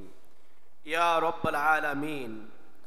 1920 সালের 17 মার্চ এই দিনে সর্বকালের সর্বশ্রেষ্ঠ বাঙালি মহান স্বাধীনতার স্থপতি জাতির পিতা বঙ্গবন্ধু শেখ মুজিবুর রহমান এই পৃথিবীতে আগমন করেন। এই ক্ষণজন্মা পুরুষের আবির্ভাবের কারণে বাঙালি জাতি বিশ্বের বুকে খুঁজে পেয়েছিল নিজ পরিচিতি। শিশুদের প্রতি ছিলেন তার অবিরাম ভালোবাসা এবং তাদের মাঝে থেকে আনন্দ উপভোগ করতেন। তার শুভ জন্মদিবস এবং জাতীয় শিশু দিবস উপলক্ষে রাওয়ার উদ্যোগে যে দোয়ার আয়োজন করা হয়েছে সেই আয়োজনকে কবুল করুন। আজকের অনুষ্ঠানে যারা উপস্থিত হয়েছেন সকলের প্রতি আপনার খাস রহমত ও বরকত নাজিল করুন।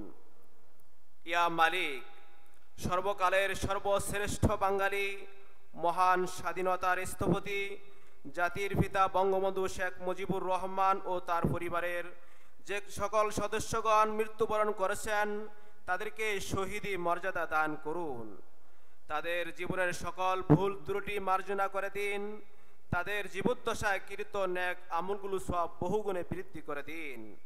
তাদের কবরগুলোকে আলোকিত ও প্রশস্ত করে দিন। তাদের কবরে চির শান্তির ফয়সালা করে দিন। বঙ্গবন্ধুর জীবদ্দশায় তিনি বাঙালি এবং বাঙালি জাতির জন্য যে আত্ম উৎসর্গ করেছেন তার বিনিময়ে তাকে জান্নাতের সুউচ্চ স্থান দান করুন। তার পরিবারের যে সকল সদস্যগণ বেঁচে আছেন তাদেরকে দীর্ঘ আয়ু দান করুন, বালা মুসিবত থেকে রক্ষা করুন। বিশেষ করে তিনার কন্যা বাংলাদেশের মাননীয় প্রধানমন্ত্রী শেখ হাসিনার মাধ্যমে বাংলাদেশকে সুন্দরভাবে পরিচালনা করার তৌফিক দান করুন। ইয়া মালিক, রাওয়ার যে সকল সদস্যগণ মৃত্যুবরণ করেছেন তাদেরকে ক্ষমা করে জান্নাতুল ফেরদাউস নসিব করুন। যারা বেঁচে আছেন তাদেরকে এবং তাদের পরিবারবর্গকে নেক হায়াত দান করুন, সুস্বাস্থ্য দান করুন। ইয়া মালিক, আমাদেরকে রমজানের ফজিলত ও বরকত এবং ইফতারি ও সেহরির সওয়াব অর্জন করার তৌফিক দান করুন। আমাদের রোজাগুলো কবুল করুন। সুবহানা রাব্বিকা রাব্বিল ইজ্জাতি আম্মা ইয়াসিফুন ওয়া সালামুন আলাল মুরসালিন ওয়ালহামদুলিল্লাহি রাব্বিল আলামিন। সম্মানিত সুধীবৃন্দ, আপনাদেরকে বিনীতভাবে নিজ নিজ আসনে অপেক্ষা করার জন্য অনুরোধ জানাচ্ছি। অতি স্বল্প সময়ের ভেতরে আপনাদের কাছে, আপনাদের নিকটে আমাদের আজকের ইফতারি পৌঁছে দেওয়া হবে। ইফতারি বক্স অত্যন্ত স্বল্প সময়ের ভেতরে আপনাদের কাছে ইফতারি বক্স পৌঁছে দেওয়া হবে। আপনাদেরকে নিজ নিজ আসনে অপেক্ষা করার জন্য বিনীতভাবে অনুরোধ জানাচ্ছি। সকলকে ধন্যবাদ। আসসালামু আলাইকুম।